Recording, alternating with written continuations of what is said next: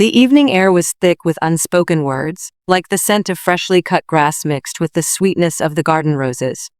The sky was a dusky pink, the last light of day fading into the horizon, and the house was alive with laughter and chatter. The small family gathering had always been a tradition, the kind of event where everyone put on their best smiles, talked about their accomplishments, and nodded politely when someone mentioned their life choices. I stood at the edge of the room, my glass of sparkling water in hand, watching as the conversation moved from one topic to the next. My brother, Nathan, was talking about his promotion at the tech company, his hands moving in big gestures to emphasize his success. My sister, Sarah, was recounting her latest vacation, her voice lilting with excitement as she spoke about the luxurious hotel they stayed at. As I listened, I couldn't help but feel the familiar tightness in my chest. The feeling that I was somehow out of place, like a puzzle piece that didn't quite fit. They were all successful in the ways my family valued: degrees, titles, promotions. And I? I was the one who made art out of scraps, who dreamed of opening a gallery one day. To them, it wasn't enough. And then, my dad raised his glass. The moment I had been dreading, yet almost expecting. Well, he said, his voice carrying across the room. We're all so proud of what you've done, kids, but I have to say, Emily, you're always the artist, always the dreamer. When are you going to get serious? You can't live off paint and passion forever, you know? The words landed like a slap, sharp and cutting through the air. My heart pounded in my chest as I looked around the room. Nathan chuckled softly, a polite, knowing smile on his face. Sarah's eyes briefly flicked to me before she quickly turned her attention back to her drink. No one came to my defense. No one ever did. I could feel the heat rising to my cheeks, the familiar burn of humiliation, but I didn't respond. Not because I didn't have a comeback, but because I knew it wouldn't change anything. I excused myself quietly, set my drink down on the counter, and made my way to the door. I didn't look back as I walked out, the sounds of their laughter still ringing in my ears. The crisp evening air greeted me as I stepped outside, the cool breeze carrying away the heat that had built up in my chest. I didn't even hesitate. I got into my car, started the engine, and drove off. I didn't cry. There were no tears, no grand emotional breakdown. Just silence.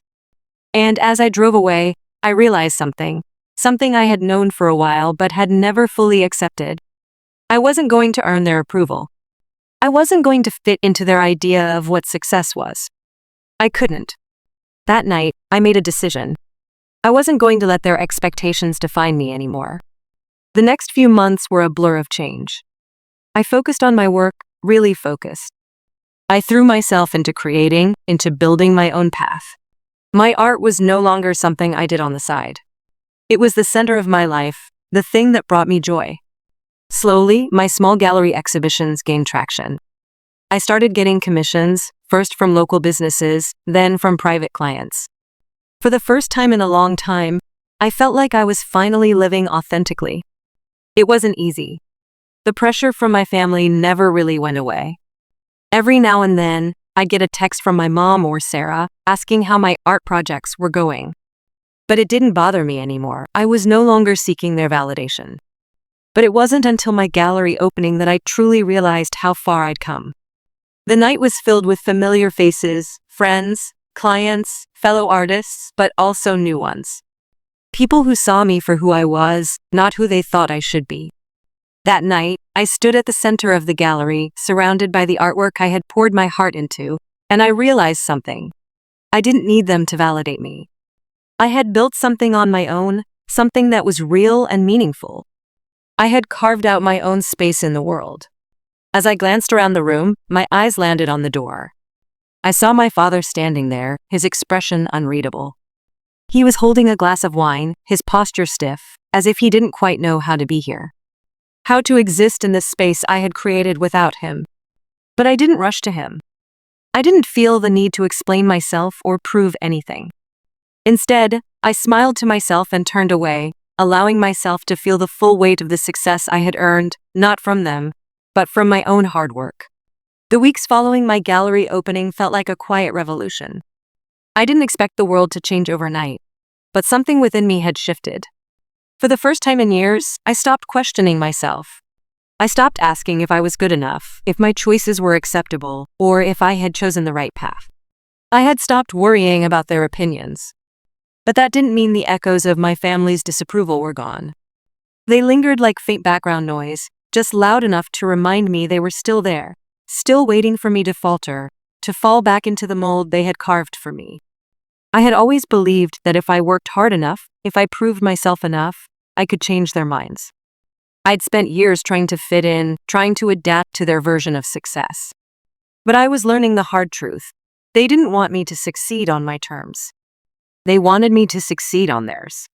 One evening, about 6 months after the gallery opening, I received an invitation. It was an email from Sarah, with a subject line that made my stomach tighten. "Family celebration, your presence is requested." The text was polite, even warm. "We'd love to have you join us for the family celebration. It's for Dad's retirement, and we think it's time we all came together. It's been a while. Hope to see you there." For a moment, I stared at the screen, my fingers hovering over the keyboard. I knew what this was. It was their way of trying to bring me back in, of pulling me back into their orbit. The invitation wasn't a gesture of reconciliation. It was an attempt to pull me back into their fold, to remind me of my place, to make me feel like I was still part of the family, on their terms. I hesitated. It wasn't that I didn't love my family, I did. I wanted to be loved by them, accepted by them. But I had spent so much of my life trying to be the person they wanted me to be, that I had lost sight of who I truly was. So, I didn't respond. Not right away.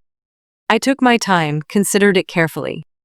I didn't want to be the one to hold a grudge, but I also didn't want to slip back into old patterns. I had built a new life, one that was finally my own, one that didn't revolve around their expectations. But could I really walk away from them entirely? The answer came to me unexpectedly, one quiet morning while I was in my studio, sketching the design for my next project. I had just finished a phone call with a potential client, someone who had seen my work and wanted me to redesign their loft. The conversation had been exciting, energizing even. I felt a rush of pride as I jotted down notes, making mental plans for the space. It hit me then. This was my success. Not the approval of my family. Not the big fancy title or the accolades they cherished. This was mine. I wasn't going to the party. Not because I hated them. Not because I wanted to punish them. But because I had nothing left to prove. I didn't need to prove my worth to anyone anymore. I had earned my place in the world by being true to myself, not by fitting into someone else's mold. And that was enough. The day of the celebration came and went, and I spent the evening in my studio working on my latest project. The house was quiet, peaceful, a reflection of the calm I had found within myself. My phone buzzed with a message from Sarah, a simple, "We missed you tonight." I didn't respond. There was nothing left to say. But deep down, I knew I had made the right choice. For the first time in years, I didn't feel the pull of their judgment, the weight of their expectations. I had finally released myself from that. And then, a few weeks later, an email arrived. It was from an architecture firm in a nearby city that I had admired for years. They were looking for a lead designer for a new wellness retreat they were building, and they wanted me to head up the spatial design. I stared at the email in disbelief. This was it, the kind of opportunity I had dreamed of, the kind of project that could put me on the map as a designer. The subject line read, "A new beginning." I clicked open the message, my hands trembling with excitement. They had seen my work. They wanted me. And just like that, everything changed. This was the kind of work I had always envisioned for myself. It wasn't about designing for prestige or status. It was about creating spaces that felt like home, that made people feel like they belonged. I replied immediately, agreeing to the project. As I sent the email, I felt a sense of peace wash over me. It wasn't just the opportunity that felt right. It was the realization that I was doing this for myself. Not for my family. Not for anyone else. But for me. The weeks that followed were a blur of excitement and disbelief. I dove headfirst into the project, meeting with architects, designers, and wellness experts who shared the same passion for creating spaces that nurtured the mind and body. The retreat was a dream come true, an opportunity to finally build something that wasn't just about appearances, but about healing, community, and purpose. I had never been part of something like this before. The plans we drew up for the space were bold: open-air rooms that invited nature inside, walls that seemed to breathe with the changing light, and gardens designed to make visitors feel connected to something larger than themselves. It was everything I had always wanted to do but had never been allowed to. For the first time in my life, I felt like my work was being celebrated for what it truly was. In the midst of it all, my family's messages trickled in. There were texts from my mom, always polite but laced with concern. "We saw the feature on you in the design blog. It's great, but you could really use some direction, you know? The focus on your career isn't what we had in mind for you." Then came an email from Dad, terse as usual. "Emily, I've been meaning to talk to you. I saw that new project you're working on. It's nice, but I think you're wasting your time. Why not consider something more practical?" The weight of their words had changed. No longer was it about me being an embarrassment or a disappointment. Now it was about control, a subtle attempt to pull me back into the fold with comments on what they thought I should be doing. It was as if they couldn't bear to see me succeeding on my own terms. But I wasn't going to be drawn in. I wasn't going to revert to the old me, the one who doubted herself every time they spoke. Instead, I hit reply to each message with a simple response: "Thanks, but I'm doing just fine." The peace that came with those words was enough to convince me that I had made the right choice by not attending their family celebrations, by not going back to that cycle of disappointment and frustration. I had to let go of them, not because I didn't love them, but because I had learned to love myself enough to stop seeking their approval. The project in Oregon moved forward, and my involvement with the wellness retreat grew deeper. The design began to take shape, and I found myself traveling more, meeting with new clients, and speaking at conferences. For the first time in my life, I was being seen for who I truly was. And it felt liberating. I had my moments of doubt, of course. There were days when I missed my family, when I longed for their approval and their love. I was human, after all. But the more time passed, the clearer it became that I didn't need their validation to move forward. But then, one night, I got a message that stopped me in my tracks. It was from Claire. "I'm sorry. I know we haven't been fair. I see now that we've been wrong about you. You're not the failure we made you out to be, Emily. You're extraordinary. I hope we can try again." The message was simple, but it felt like the weight of 1,000 unspoken words. I sat with it for a long time, wondering how to respond. I had spent so many years hoping they would see me for who I was, for what I could be. But I had also learned that sometimes people needed time. And while I was proud of how far I'd come, I knew that their journey would have to be their own. So I wrote back, carefully. "I appreciate you reaching out, but I'm not sure what trying again looks like. I can't go back to the way things were. But if you're willing to meet me halfway, I'm open to it." I wasn't expecting a miracle. I wasn't even sure what meeting halfway would look like. But for the first time, I felt like I had control over the situation. I wasn't asking for their approval. I wasn't begging for their acceptance. I was simply standing my ground, as I had learned to do. A few days later, we arranged to meet. It wasn't some grand reconciliation or dramatic moment, just a quiet coffee at a small cafe in town. When I walked in, I saw Claire sitting at a table by the window, her hands wrapped around a cup of coffee. She looked different, softer, maybe. Like she had shed some of the weight she'd been carrying around. When I sat down, she didn't say anything at first. We just sat there, sipping our drinks in silence. Then she spoke. "I think I get it now," she said quietly. "I didn't see it before. I thought I was protecting you. I didn't understand that you were just living your truth. It was easier to make you the problem than face the reality of my own life." I nodded slowly.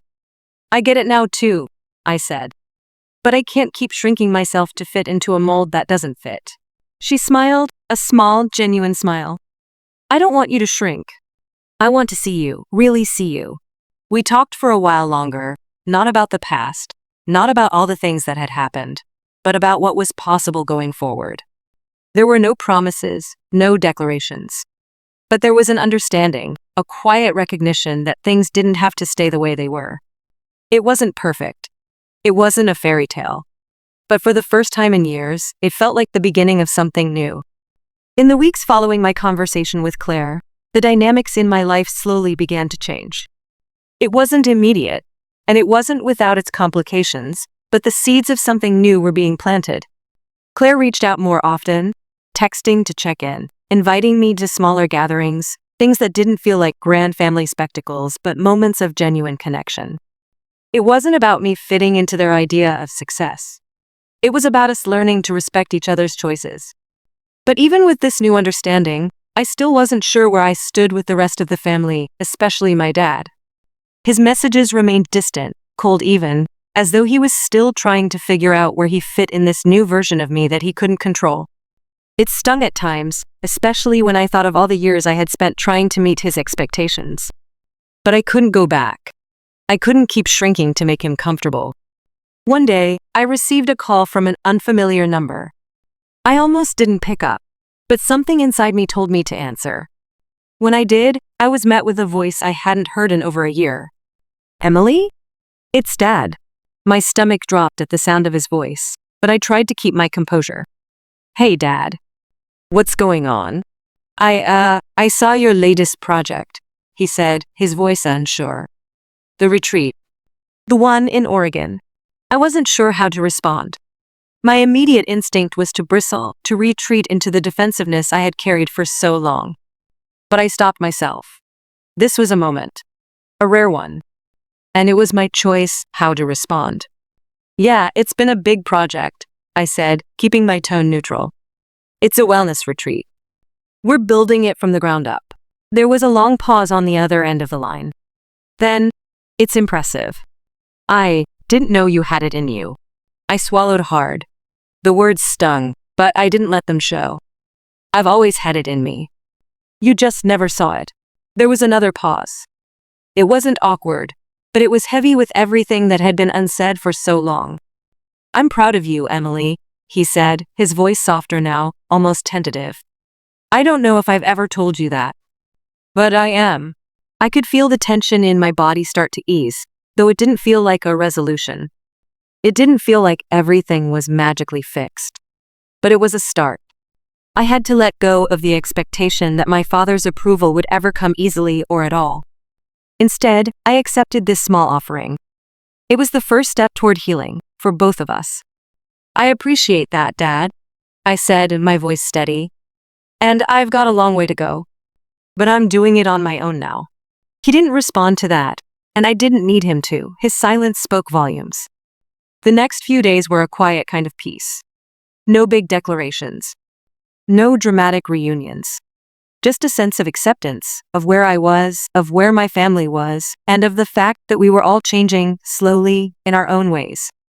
But it was only a few days after that phone call that I received an invitation that truly caught me off guard. It was from an old college friend, someone I hadn't spoken to in years. The invitation was for a design conference in a city far from home. It was a big deal in the design world, a chance to present my work to a wider audience, to network, to be seen in a way I had always dreamed of. I felt a mix of excitement and nerves as I read the email. This was it. This was the kind of opportunity I had always wanted. The kind of recognition I had spent so long trying to earn. But something else crept in, something unexpected. The thought of going to the conference alone, of standing up in front of an audience without the safety net of my family's presence, made me anxious. I had spent so much of my life defined by them, by their expectations, that the idea of stepping completely into my own light felt like a daunting step. I took a deep breath, stared at the screen, and hit reply. "Thank you for the invitation. I'll be there, looking forward to it." The email was simple, confident, and decisive. And as soon as I sent it, I felt a sense of liberation wash over me. I was finally stepping into my own. No more compromises. No more shrinking. The day of the conference arrived, and I stood at the podium, looking out at a room full of people, designers, architects, artists, and thinkers from all over the world. As I spoke about my work, about the way I built spaces that allowed people to truly breathe, I felt something I had never felt before. A deep, unwavering sense of belonging. This was my space. This was my time. When the session was over, I was surrounded by people asking questions, giving compliments, and exchanging business cards. I felt like I had found my place in the world, finally. But the moment that truly stuck with me was when I looked out over the crowd and saw a familiar face in the back. It was Claire. She had made the trip, not because she had to, but because she wanted to see me, see who I had become. She was standing there, smiling at me from across the room, a simple, sincere smile that said everything. And for the first time in a long time, I didn't feel alone.